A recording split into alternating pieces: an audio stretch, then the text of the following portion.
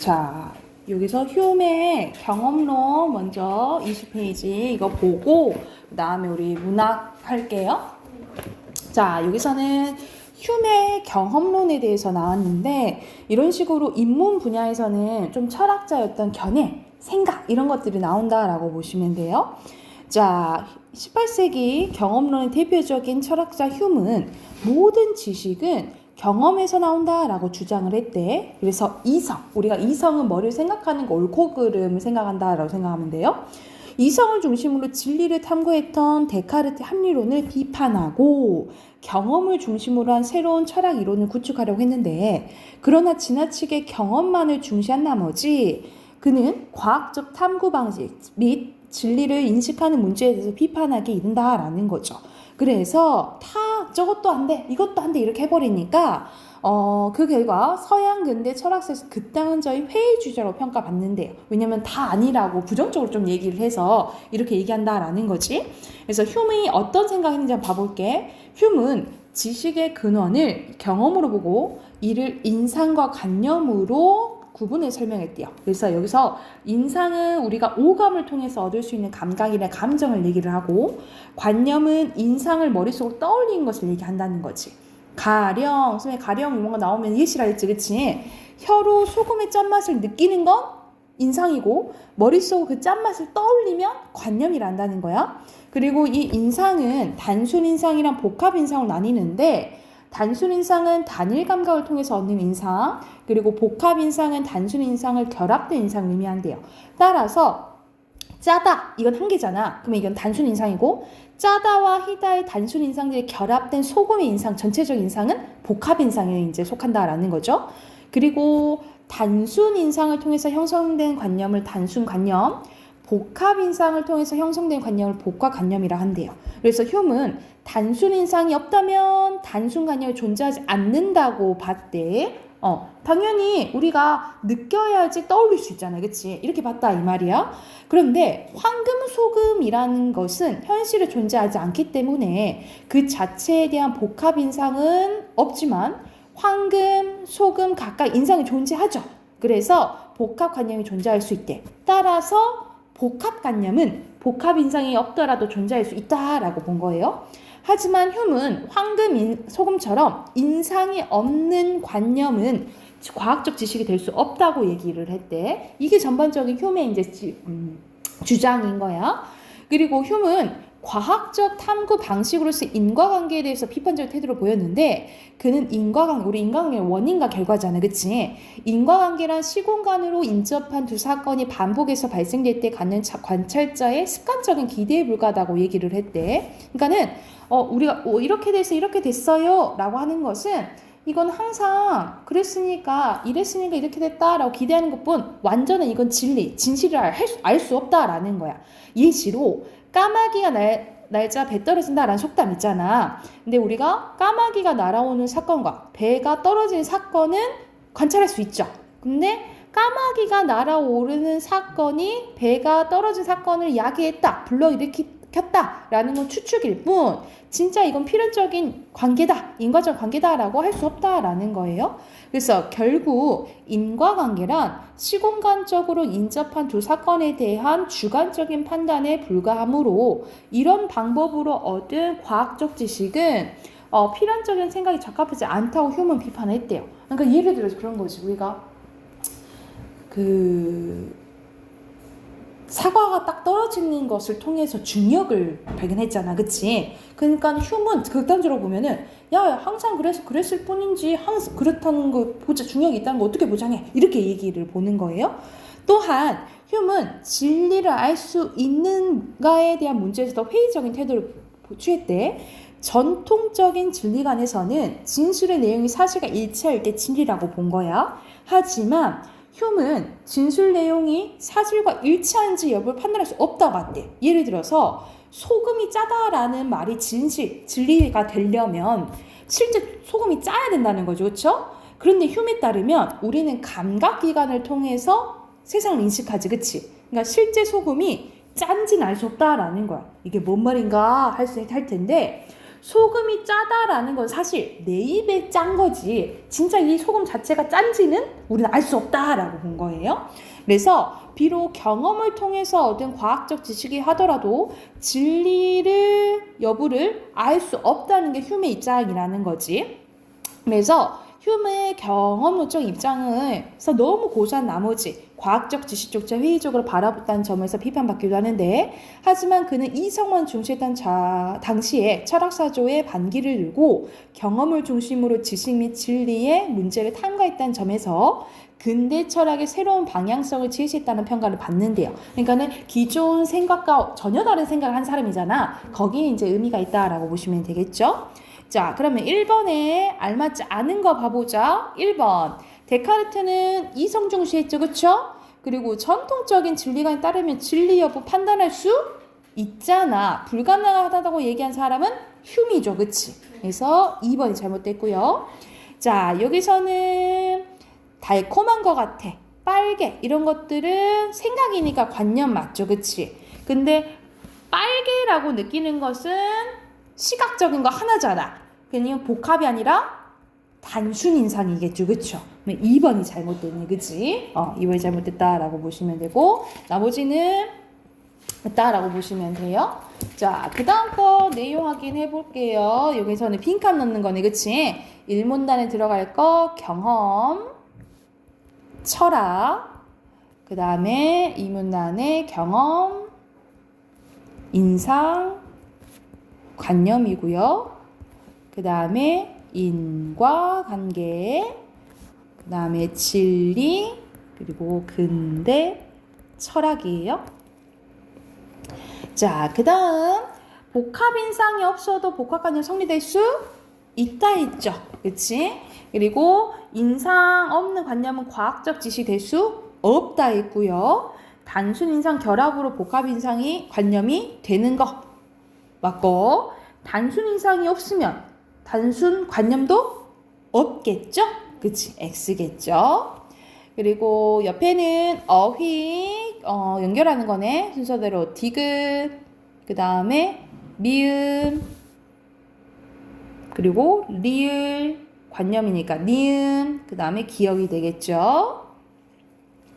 그리고 밑에는 순서대로 형성, 추측, 사조, 반기 이렇게 보시면 되고요. 자, 뒤에 5랑 6 있죠. 그거는 우리가 다음 주에 하게 풀어오게 해요. 그래서 숙제 31쪽까지 31쪽까지 5, 6 풀어오시면 돼요.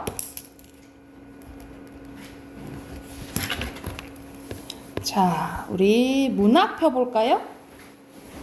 문학 한번 펴봅시다. 문학은 22쪽이에요.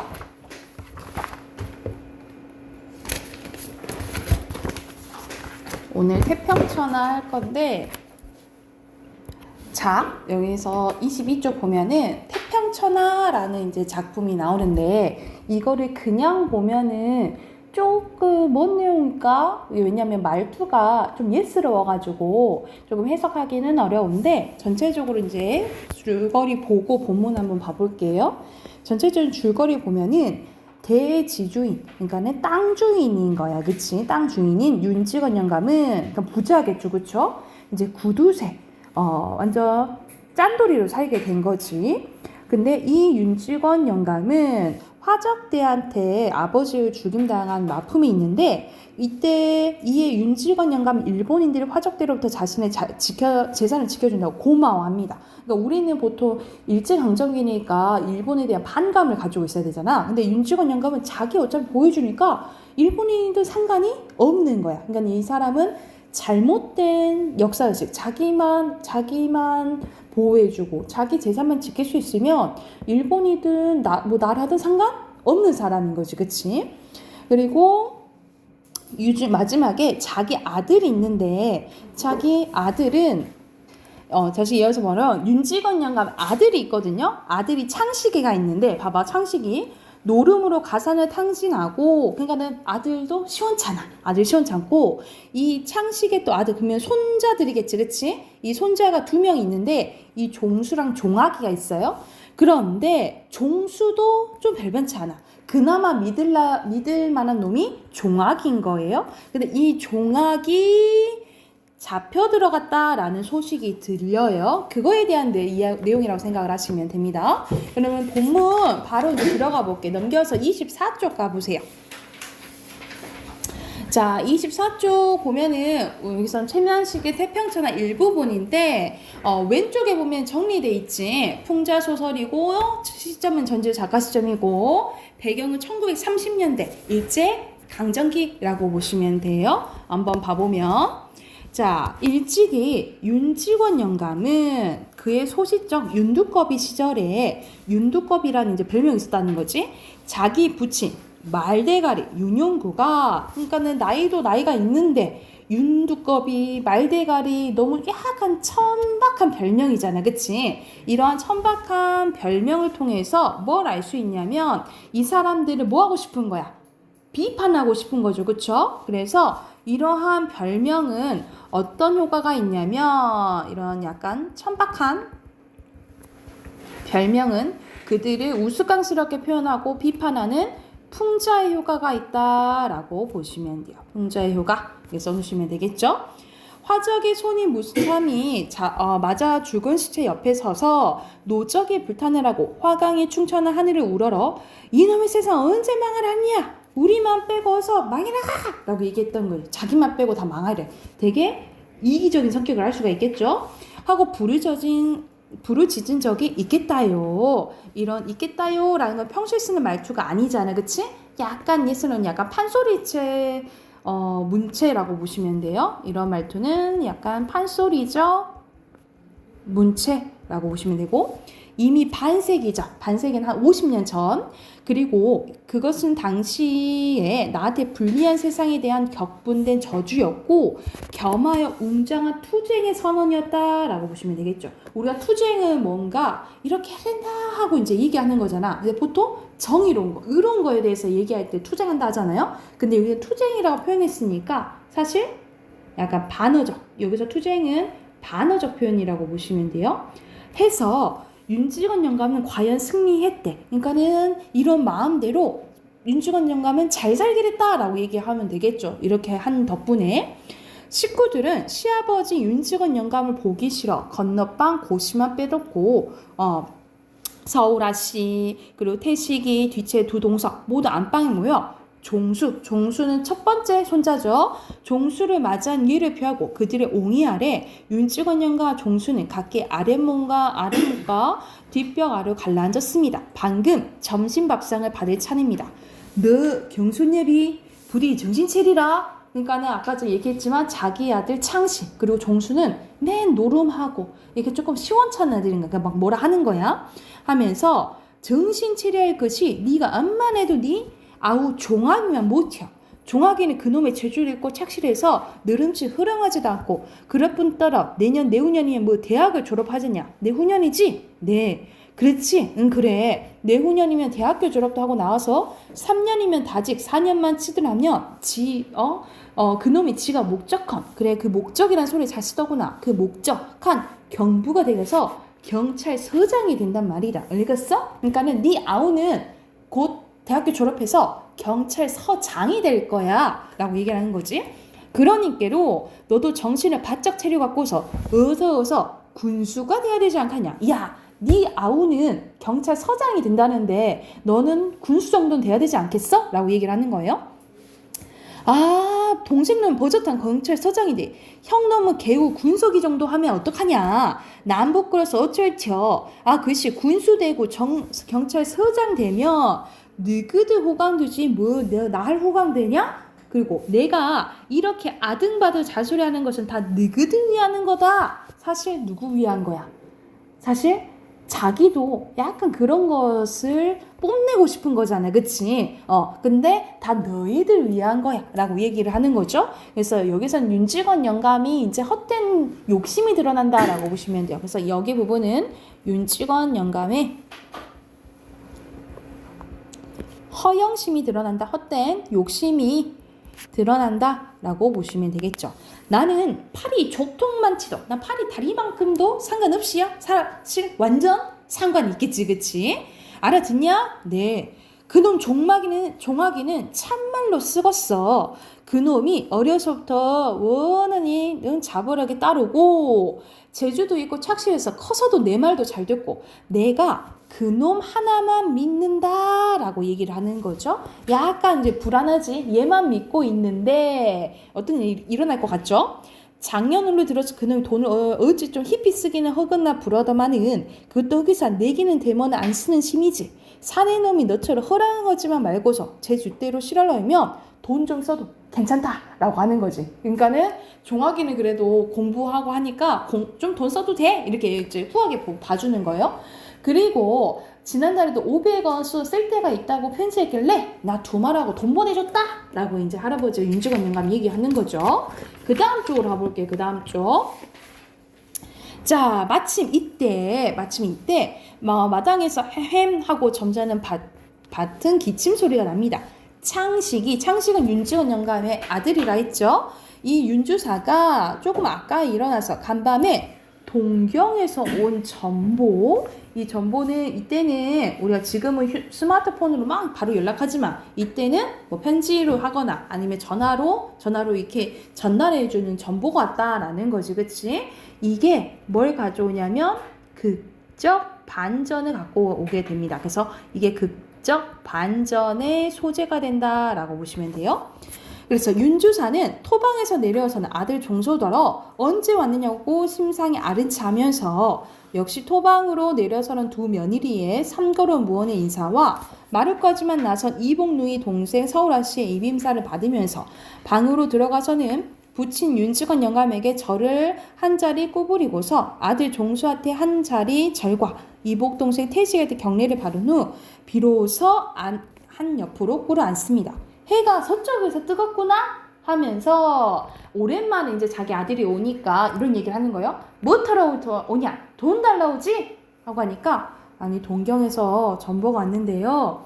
지체를 바꾸어 자리를 바꾸어 윤주사는 점잖고 너그러운 아버지로 윤직원 영감은 속상하고 경망스러운 어린아이를 길러내서 꼭 낳겠습니다. 그러니까 태도가 아버지와 아들이 조금 바뀐 것 같다 라고 얘기를 한 거예요. 여기서는 서술자가 개입한 경우라고 보시면 돼요. 우리가 서술자가 개입하는 경우를 편집자적 논평이라고, 우리 이거 보통 고전소설에서 많이 나오잖아, 그치? 근데 여기서는 이제 또 특별하게 편집자적 논평이 이제 좀 나왔다라고 보시면 되고, 그리고 두 사람은 약간 비판하는 거죠. 풍자적인 어조도 드러난다라고 써놓으시면 되겠죠.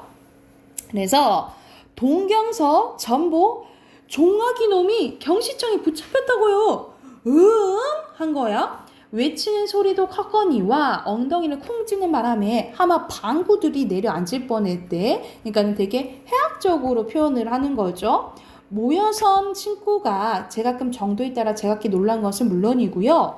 윤직원 영감 마치 묵직한 몽치로 뒤통수를 얻어 맞은 양 정신이 명해서 입을 벌리고 눈만 휘둥그랬지 한동안 말은 못하고 꼼짝도 않습니다.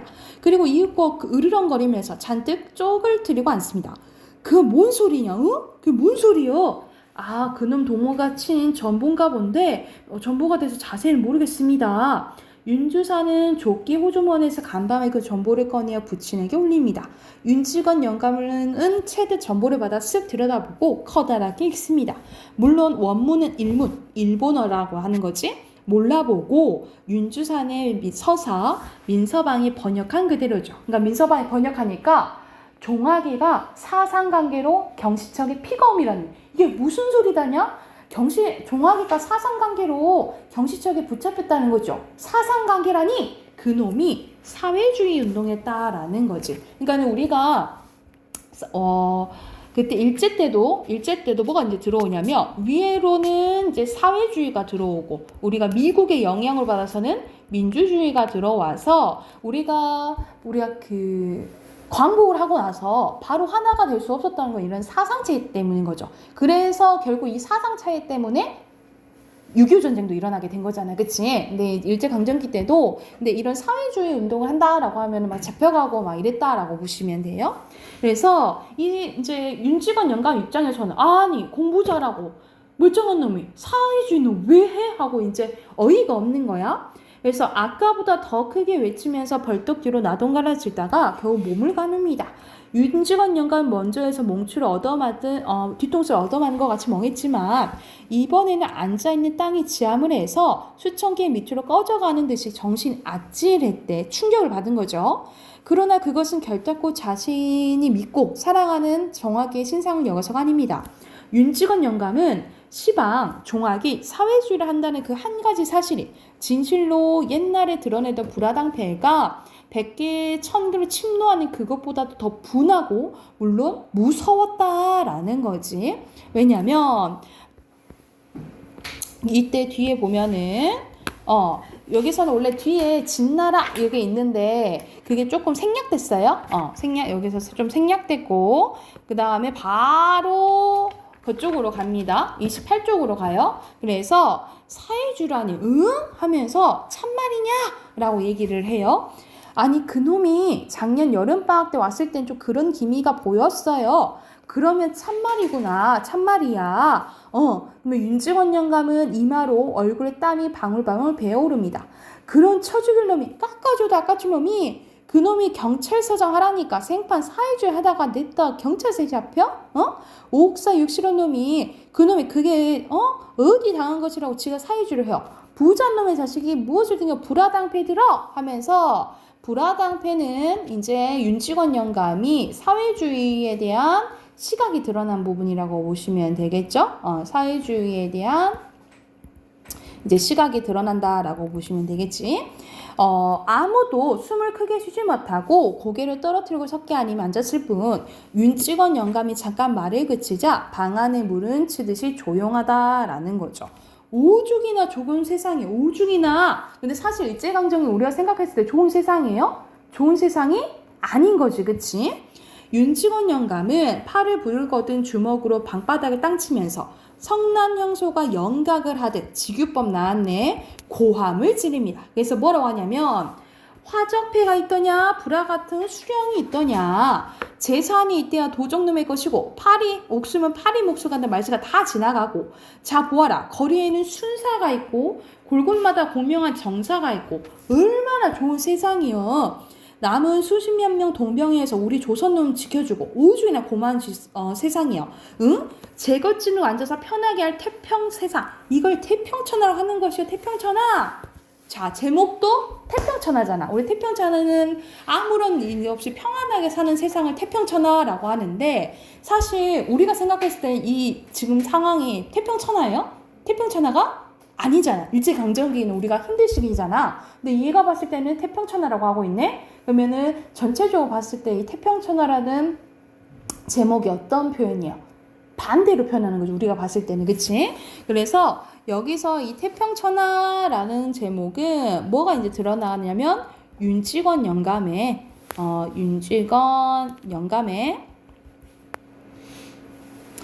왜곡된, 그러니까 잘못된, 왜곡된 역사의식이 드러난다라고 보시면 되겠죠. 그러니까 이걸 보면서 우리는 윤직원 영감에 대해서 좀 더 비판하는 시각을 갖게 되겠지, 그치? 그런 효과가 있다라고 보시면 돼요.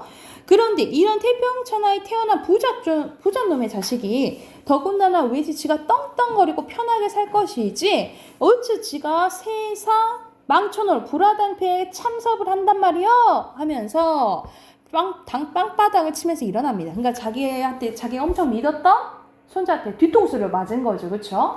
그 몸짓이 어떻게도 요란스럽고 괄괄한지 방금 발광이 되는가 싶습니다. 아닌 게 아니라 모여선 여기서 가건들은 뭐 가족들이라고 보시면 되겠죠? 방바닥을 치는 소리에 놀랐지만 이 어린이 혹시 상성이나 되지 않는지 혹시 뭐 이렇게 할까봐 의구의 빛이 눈에 반짝 나타남을 가리지 못합니다. 착착 깎아 죽일 놈 그놈 내가 편지여서 100년징역을 살리려고 할걸 100년징역 살리려고 할 테야. 오냐 그놈이 참적석거리며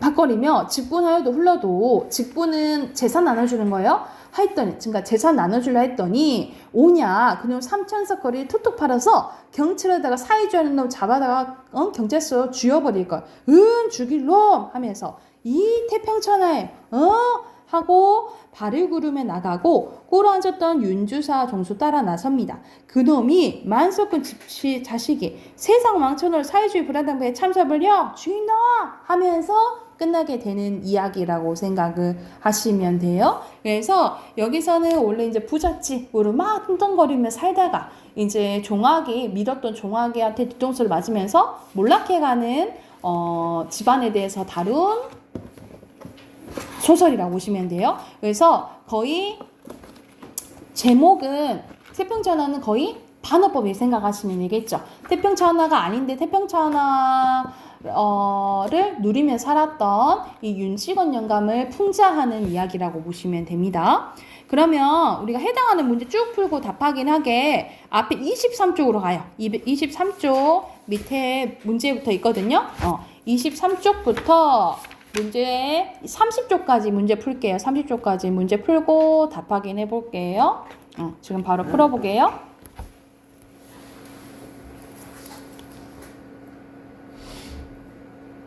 그렇게 얘기한 거죠. 그래서 여기서 23쪽 보면은 XXOX라고 보시면 되고, 자 여기서는 1번에 알맞지 않은 겁니다. 일제강점기 맞죠? 사회에서 비판하는 거 맞고, 여기서는 전지적 작가 시점이잖아. 그치? 자신이 이야기하는 거 아니죠. 1인칭 아니지. 1번에 4번이고요. 2번에 윤직원의 욕망은 자기 자식이 안 되니까 손자들이 잘 됐으면 좋겠는 거야. 힘을 얻는 거죠. 1번이고요. 그리고 3번 가보자. 3번에서는 기억에 대한 거. 그 판소리적 문체라고 했잖아요. 그치? 그래서 여기서는 효과가 보기에서 다 나와요. 서술자와 독자가 같은 편에서 인물을 비판하고 조롱하는 효과가 있대. 그래서 가장 적절한 것은 5번이 되겠죠. 그렇죠? 자, 그리고 4번으로 갑니다. 자, 4번으로 기억의 역할. 기억은 동경에서 온 정보. 그래서 선생님이 극적 반전의 역할을 한다 그랬잖아. 그치? 알맞지 않은 것은 이걸 통해서 윤직원이 개가 선선하고 그런 거 아니죠. 그쵸? 3번이고요. 5번의 니은에 대한 설명을 알맞지 않은 것. 니은은 윤주사. 고로 창식입니다. 창식은 여기서 그 전보를 누가 읽었다 했어? 민서방이 읽었다 했잖아. 그치? 그래서 일본어 잘하는 거 알 수가 없어요. 2번이고요. 그리고 6번의 디귿은 해가 서쪽에서 뜨겁구나 라는 것은 웬일로 네가 왔냐? 왜 뭐 하지도 않는 행동하냐? 이 말인 거잖아. 그치? 그래서 가장 적절한 것은 5번입니다. 평소에 안 하던 일 했다라고 보시면 되겠죠. 그리고 7번 가면 7번의 종학에 대한 윤직원의 태도 변화로 적절한 것은 자기가 믿었던 손주놈인데 갑자기 사회주의 한다니까 뒤통수 맞은 느낌이잖아. 그래서 막 욕하고 막 난리죠. 1번이죠. 그리고 8번의 윤직원 영감의 현실인식으로 알맞지 않은 것은 여기서는 자기의 재산을 지켜주니까 좋은 나라라고 생각하잖아. 그치? 여기서 알맞지 않는 것은 1번이죠. 자기 재산을 오히려 보호해줘야 되지. 얘를 헌납을 왜 해? 받은 거 아니고. 그리고 9번 잘 봐야 돼. 여러분 이거 9번을 잘 봐야 되는 게 9번 별표 수능형이라고 나와 있지. 여기서는 뭘 봐야 되냐면 작가와 인물과 서술자라 했구나. 뭐 작가, 뭐 서술자와 인물과 독자 사이에 관계가 있는데 이 관계가 있는데요. 이게 시점마다 조금 달라요. 여기서는 시점이 뭐야? 전지적 작가 시점이지, 그치? 전지적 작가 시점은 여기서는 봐봐. 서로 간에 긍정적으로 생각하면 심리적 거리가 가깝고 부정적으로 보면 멀다라고 생각을 하시면 돼요. 그래서 여기서는 뭐라고 생각을 하면 되냐면 작가가 인물한테 다 얘기를 해주면 가깝다라고 보시면 돼요. 근데 이렇게 다 가까우면 다 얘기해주잖아, 서술자가 인물에 대해서. 그러면 독자는 인물에 대해서 막 궁금해하고 그럴 필요가 있어, 없어? 없겠죠. 그럴 때는 거리가 멀어진다라고 생각을 하시면 돼요. 근데 여기서는 뭘 보면 되냐면 여기서는 여기 문제랑 보기랑 조금 다르거든요. 여러분 보기랑. 그치? 좀 다르지, 그치? 그래서, 여러분 거 보면, 이거는 보지 말고, 여러분 거 보면 가장 적절한 것은, 자, 인물에 대해서 직접 얘기를 하죠. 그러면 서술자와 인물의 거리는 가깝고, 여기는 멀어진다라고 생각을 하면 돼. 이해됐나요? 다 말해주니까. 그래서 답은 3번이에요, 3번. 3번이라고 보시면 되고, 9번에 3번. 그리고 뒤에는 빈칸 넣는 거죠. 같이 한번 봐볼게. 아들, 그리고 군수가 되길 바라고요. 그리고 사회주의예요. 사회주의. 그 다음 밑에는 태평천하. 그 다음에 일제강점기 라고 보시면 되고요. 그리고 서술자, 그리고 판소리, 웃음라고 보시면 됩니다. 이렇게 됐을까요? 자, 여기까지 했으면 우리 문법 꺼내볼게요. 문법 꺼내봅시다.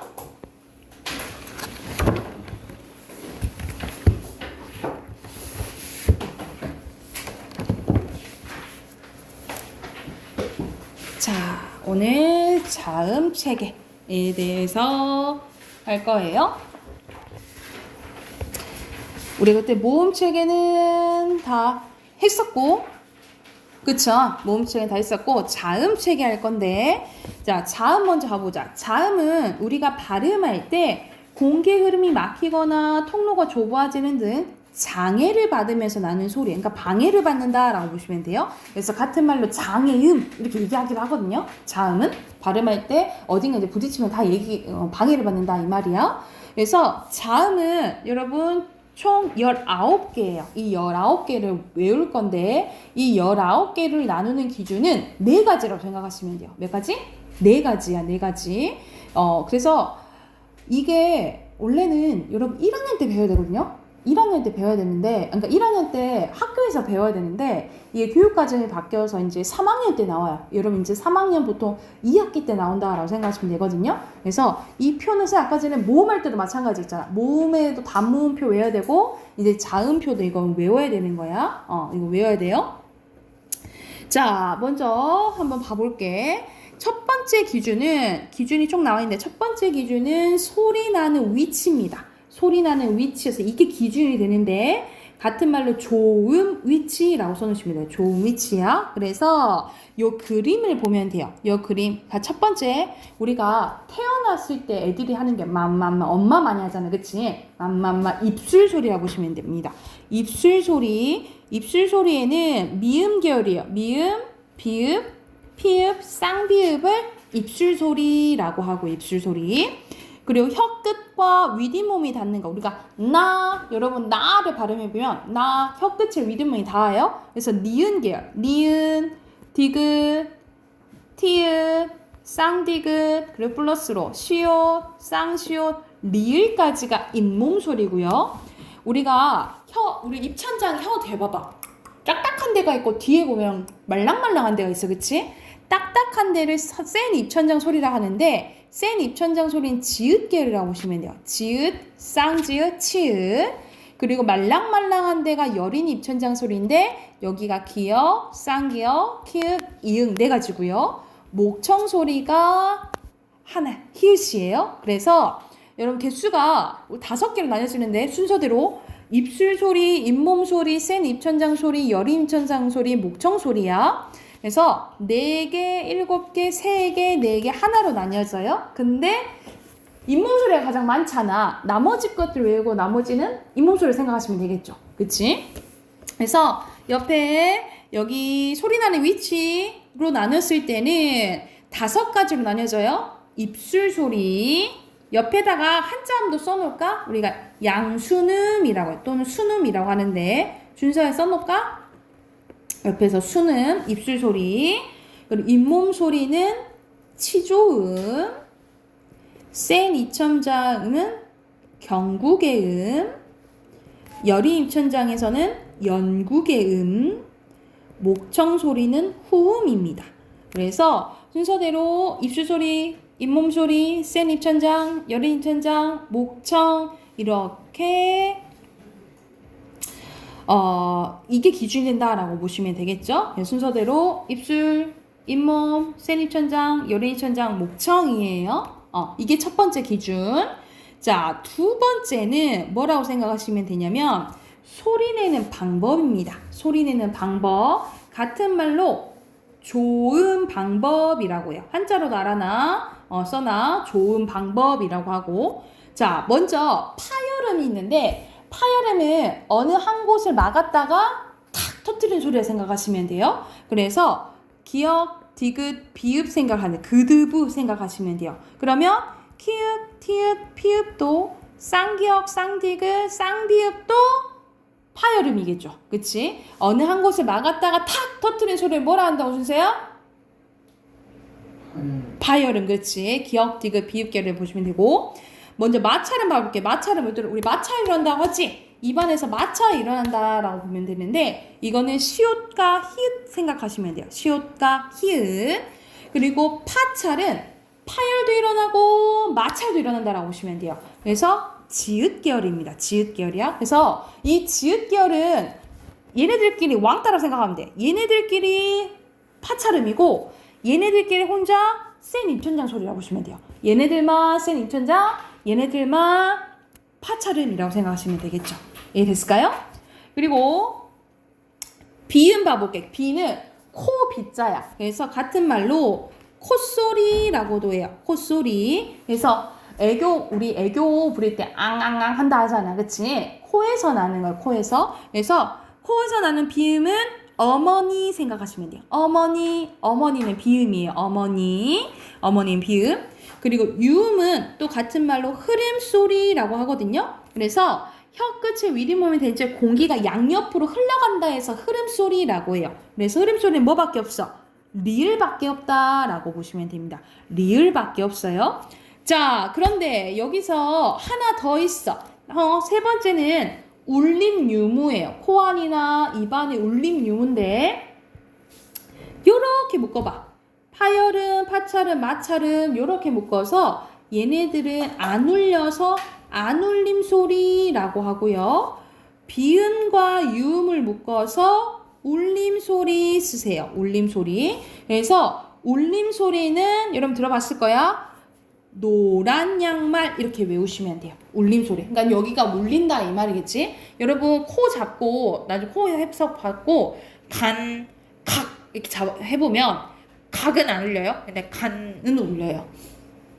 준사 해봐. 간, 각 이렇게 울려요. 그래서 자 파찰음, 파열음, 마찰음은 안 울림 소리. 그리고 비음이나 유음은 울림 소리야. 노란 양말 외우시면 노란 양 울림 소리야. 그리고 모든 모음은 울림 소리야. 여러분 목 잡고 아 하면은 울려요. 그리고 우리 말할 때 하면 다 목이 울리거든요. 왜 그러냐? 모음 때문에 그래요. 모음 때문에 다 울림 소리야. 모음은 다 울림 소리. 자음에서는 뭐만 울림 소리? 노란 양말만 울림 소리라 생각하시면 돼요. 그리고 마지막 소리의 색입니다. 소리의 색에 따라 예사소리, 된소리, 거센소리 나뉘어져요. 예사소리는 부드러운 소리라고 생각하시면 돼요. 그래서 바다사자가 이렇게 외우시면 돼요. 바다사자가 이렇게 외우시고 된소리는 쌍잠 생각하시면 되고 거센소리는 칵칵칵 거친 소리야. 피읍, 티읕, 키읔 치십니다. 그래서 이렇게 갈수록 이거 표시해놓을까? 이렇게 갈수록 소리의 세기가 점점 세진다라고 생각하시면 돼요. 소리의 세기예요. 소리의 세기. 이렇게 갈수록 예사소리, 된소리, 거센소리로 갈수록 소리의 세기가 커진다, 세진다 라고 생각하시면 되겠죠. 그래서 이 표를 정리한 게 뭐야? 요 표라고 생각하시면 돼요. 요 표라고 생각을 하면 돼. 그래서 이 표 외우셔야 돼요. 그래서 나중에 준서야 기억이 무슨 소리니? 라고 물었을 때 기억은 안 울림 소리면서 파열음이면서 여린 입천장 소리면서 예사소리입니다 하고 대답할 줄 알아야 된다는 거지. 선생님 안 보고 하잖아 지금. 그치? 그러면 이응이 무슨 소리니? 라고 했을 때 울림 소리면서 비음이면서 여린 입천장 소리요. 이렇게 나와야 되는 거고. 또 하나 더 해볼까? 준서가 내봐 선생님한테.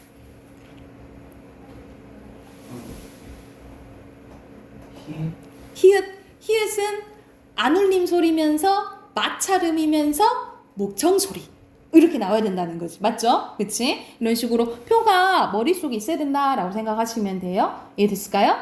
그럼 맨 밑에 봐보자. 맨 밑에 거센 소리는 뭐야? 키읔, 티읕, 피읕, 치읓. 바로 쓸 수 있겠죠. 그치? 이런 식으로 바로 쓸 줄 알아야 돼. 그러면 옆에 15쪽 그리고 뒤로 넘겨서 16이랑 17쪽까지 문제 쭉 풀게요. 15쪽부터 16쪽까지 잠에 해당하는 문제 풀게.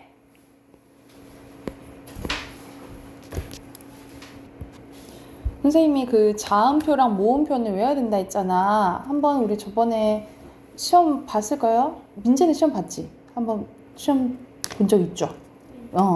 준서는 기억나나? 응.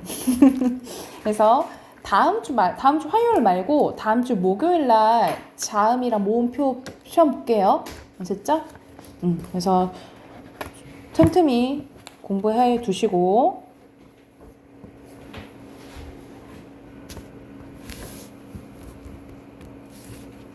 자, 답 확인해 볼게요. 자, 15쪽의 순서대로 여기 보면 5, 여기서는 쌍시옷이 빠졌네. 그치? X, 5죠. 그치? 그리고 여기서는 두 입술 소리 미음, 비읍, 피읍 하면 되고, 그리고 잇몸 소리는 니은 계열하면 되겠죠? 이렇게 쓰시면 되고, 센 입천자 그리고 여린 입천자 히읗 이렇게 쓰시면 되겠죠? 준서 확인하고 있지? 그리고 밑에는 이렇게 표시하시면 되고요. 그리고 순서대로 자음, 코, 그리고 윰, 그리고 거센 소리. 혹시 이게 조금 여러분 책이랑 조금 디자인 좀 다르거든요. 그래서 한두 문제씩 문제가 조금 다를 수 있는데 혹시 다르면 얘기해 주세요.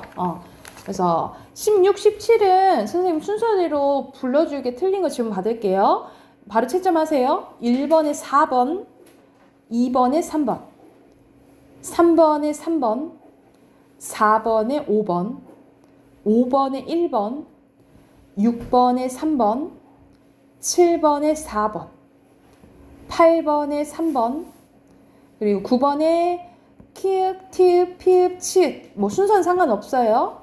그리고 10번에 4번, 11번에 2번, 그리고 12번에는 똥이에요. 똥.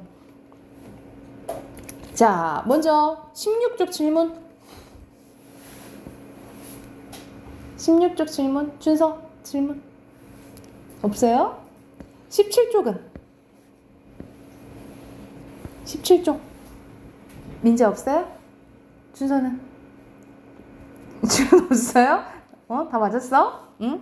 오케이. 선생님이 이거는 뒤에 문제 조금 숙제로 내주려다가 이거는 다음 시간에 같이 한번 풀고 먼저 우리 모음이랑 잠 했잖아요. 그거 우선 외워오시고 그리고 선생님 비문화 숙제 내줬어요. 비문화 숙제 해오시면 됩니다. 그리고 단어는 19, 20 외우시면 돼요. 19, 20 여기까지 할게요.